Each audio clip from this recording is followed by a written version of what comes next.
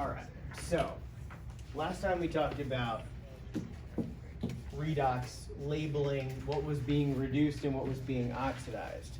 Today we're going to talk about what are these called, because they're the things that are in the future going to be oxidized and reduced, but what are they called before that happens? And there's actually names for them. So one of them is called the oxidizing agent, right? And this is the species being reduced since it gains electrons, all right? So think that it's allowing the other species to be oxidized, all right? So it's kind of opposite like. And then the reducing agent is the species being oxidized since it loses the electrons. Think that it's allowing the other species to be reduced. So if we go back to this problem from yesterday, if this was oxidized, H on this side is going to be the reducing agent, all right? Because it's going to basically do the opposite there, all right? And then here, this is being reduced, so it's going to be the oxidizing agent, okay?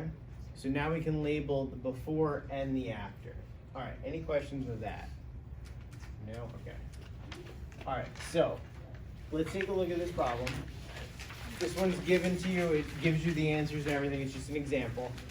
You can see the question, is this redox? Yeah, the answer is no, but let's talk about why. So if you were to go through this and figure out the charges for everything, we know barium's +2, chlorine -1, sodium's +1, and then sulfate's -2, right?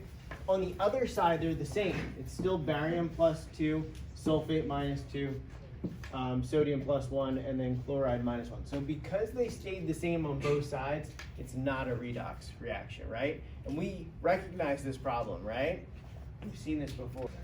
All right, so then we also saw this problem. We have 0 and 0, but on the other side, they're in a compound, so they're going to be charged. So H, as we said before, it's always going to be +1, and we have 3 of them, so it's going to be +3. So to balance things out, the nitrogen is going to be -3.